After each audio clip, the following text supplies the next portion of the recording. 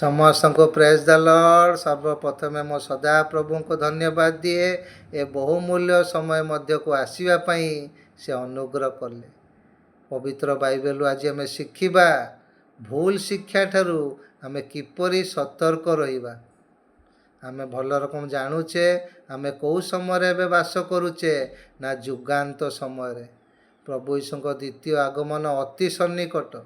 यह जानी शत्रु शैतान मध्य अधिकरू अधिक लोक मानू भूल शिक्षा द्वारा भ्रांत करे।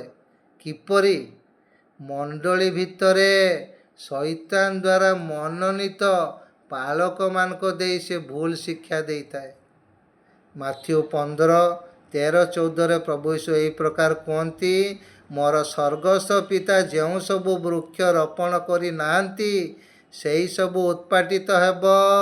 प्रिय मोर भाई या भौणी माने सबु पालक ईश्वर को द्वारा मनोनीत नुहंती।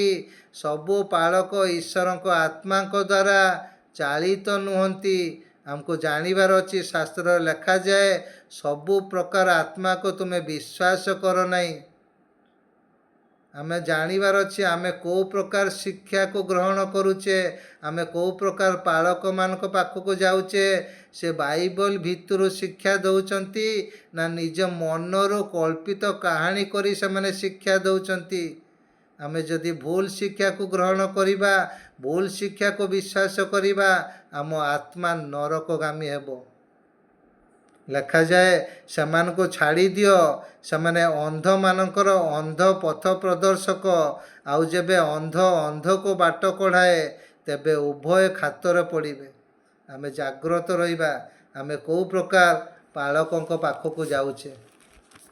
एटी लिखा जाइछि प्रथम तिमोथी 4 रे आत्मा स्पष्ट रूपे कहूअछंती उत्तर काल रे केही केही भ्रष्ट विवेक मिथ्यावादी लोक मानकर कपटपण रे भ्रांतिजनक आत्मा मानक प्रति व भूत मानक शिक्षा प्रति मनोयोग करी विश्वास परित्याग करिबे। सेही मिथ्यावादी माने विवाह निषेध करती पुणी विविध खाद्य पदार्थरू पृथक रहिबा निमंते शिक्षा दियंती। समाने रीति नीति आउ यही सबू शिक्षा दियंती। एटा छुईबा खराब सेटा खाइबा खराब यही प्रकार भूल शिक्षा से माने दियंती। शेष समय रे लोक माने भी निज निज इच्छा अनुसार पालक मान को नियुक्ति करिवे। से माने जहाँ शुणा को चाहिए सही प्रकार पालक मान को से माने नियुक्ति करिवे।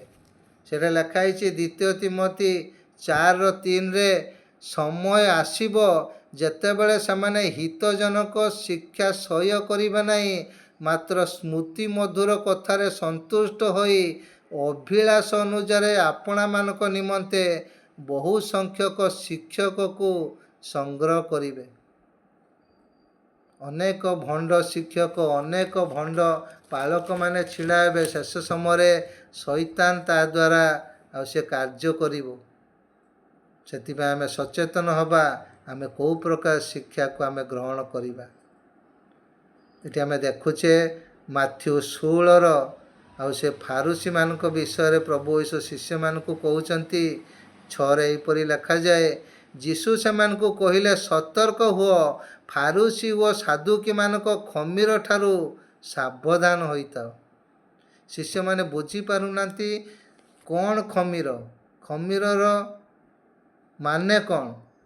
प्रभु यीशु तांको कहउचंती मुझे तुम मान को रोटी विषय कही नथिली यह किपरि बुझुनाओ किंतु फारूसी और साधुके मानक खमीर विषय सावधान होइताओ।